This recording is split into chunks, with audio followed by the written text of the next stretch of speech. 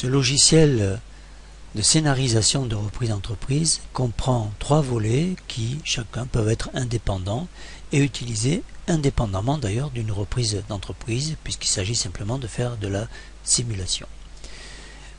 Alors le premier volet, c'est l'analyse financière, donc au travers d'une saisie de l'IAS fiscal 2050 ou 2033, avec des résultats qui sont le bilan fonctionnel, le BFR, le solde intermédiaire de gestion, tableau de financement et compte de résultats.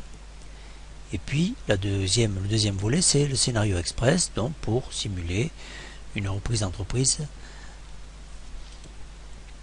On pourra, au travers d'un résultat retraité, sortir les résultats d'un achat de fonds de commerce en entreprise individuelle, ou bien achat de fonds de commerce par une société, achat d'une part de société ou un scénario LBO.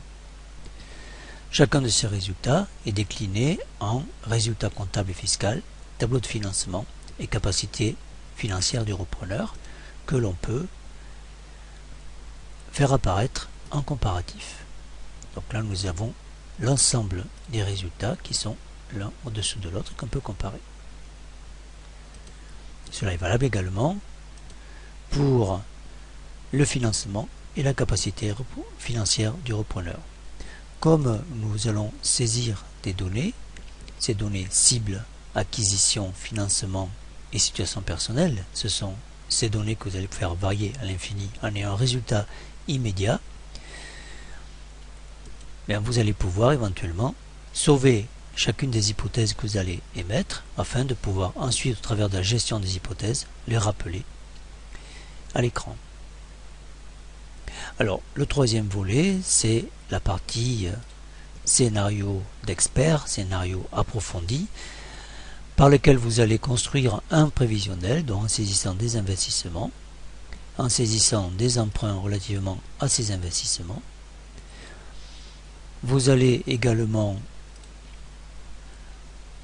calculer un BFR, donc le BFR normatif de la cible, et si vous avez une holding, donc le calcul du BFR de la holding, et vous allez sortir un prévisionnel, un résultat prévisionnel, que vous allez construire pas à pas, ou bien que vous allez importer au travers d'une balance.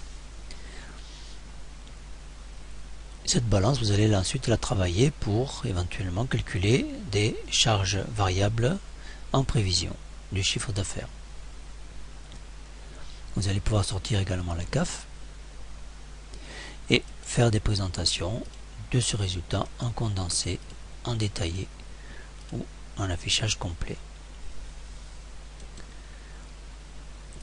Ce résultat prévisionnel intègre des données automatiquement remontées depuis votre prévisionnel d'investissement, à savoir les amortissements et les frais, les intérêts. Alors, nous avons un scénario approfondi, au même titre que le scénario express, mais là avec le résultat prévisionnel. Et vous allez pouvoir également faire varier l'ensemble de ces données. Et là, vous aurez les mêmes cas de figure. Et vous pourrez sauver également les hypothèses.